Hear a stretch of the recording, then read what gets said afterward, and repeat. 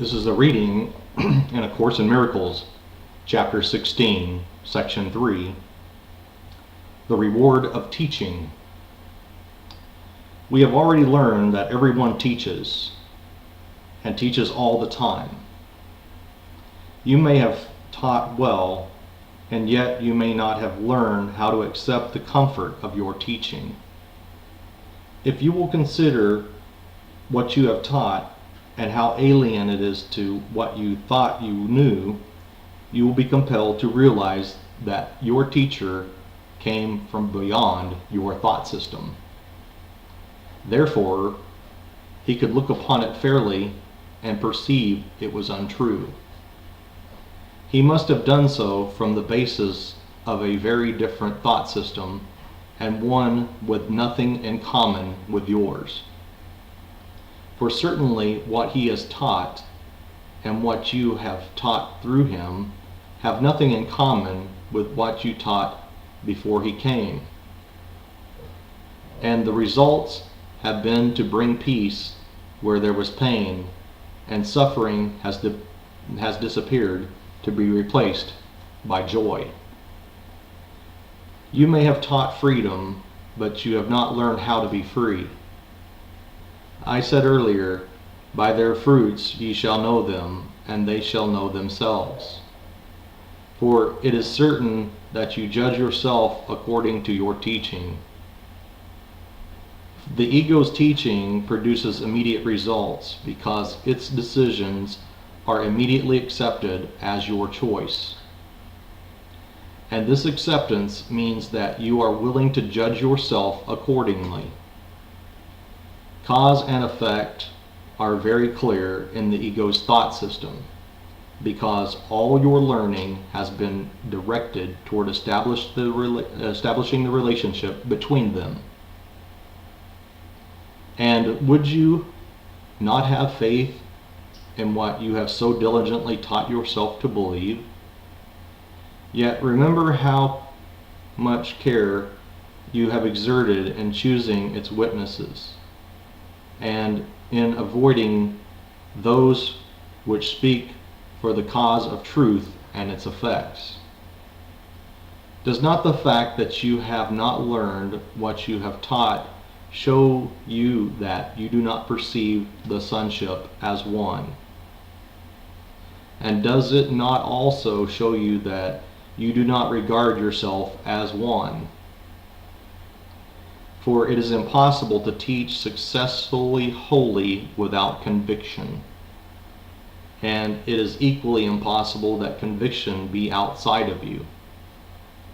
You could never have taught freedom unless you did believe in it. And it must be that what you taught came from yourself. Yet this self you clearly do not know and do not recognize it, even though it functions. What functions must be there, and it is only if you deny what it has done that you could possibly deny its presence. This is a course in how to know yourself. You have taught what you are, but have not let what you are teach you. You have been very careful to avoid the obvious, and not to see the real cause and effect relationship that is perfectly apparent. Yet within you is everything you taught. What can it be that has not learned it? It must be this part that is really outside yourself, not by your own projection, but in truth. And it is this part that you have taken in that is not you. What you accept into your mind does not really change it. Illusions are but beliefs in what is not there. And the seeming conflict between truth and illusion can only be resolved by separating yourself from the illusion and not from truth. Your teaching has already done this, for the Holy Spirit is part of you, created by God. He left neither God nor his creation. He is both God and you, as you are God and him together. For God's answer to the separation added more to you than you tried to take away.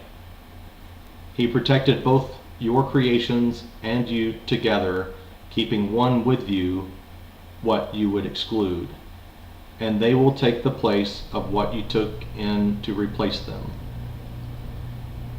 They are quite real, as part of the self you do not know.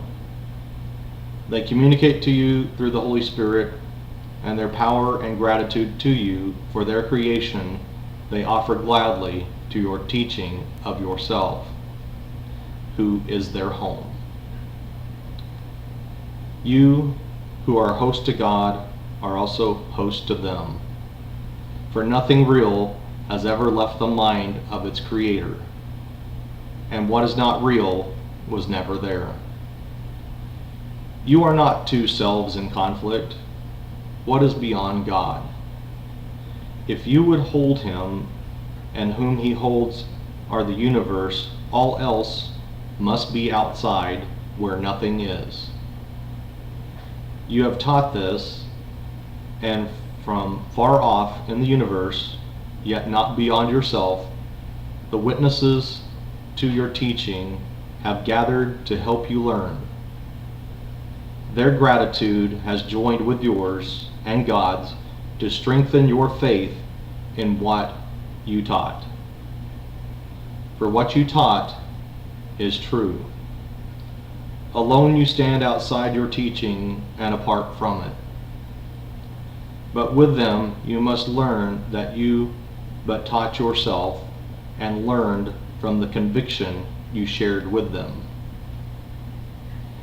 This year you will begin to learn and make learning commiserate with teaching. You have chosen this by your own willingness to teach. Though you seem to suffer through it, the joy of teaching will yet be yours. For the joy of teaching is in the learner, who offers it to the teacher in gratitude and shares it with him. As you learn, your gratitude to yourself, who teaches you what he is, will grow and help you honor him. And you will learn his power and strength and purity and love him as his Father does. His kingdom has no limits and no end, and there is nothing in him that is not perfect and eternal. All this is you, and nothing outside of this is you. To your most holy self, all praise is due for what you are and for what he is who created you as you are. Sooner or later, must everyone bridge the gap he imagines exists between his selves. Each one builds this bridge, which carries him across the gap as soon as he is willing to expend some little effort on behalf of bridging it. His little efforts are powerfully supplemented by the strength of heaven and by the united will of all who make heaven what it is, being joined within it. And so the one who would cross over is literally transported there. Your bridge is builded stronger than you think, and your foot is planted firmly on it. Have no fear that the attraction of those who stand on the other side and wait for you will not draw you safely across. For you will come where you would be and where yourself awaits you. That is the end of the reading of chapter 16, section 3 in A Course in Miracles.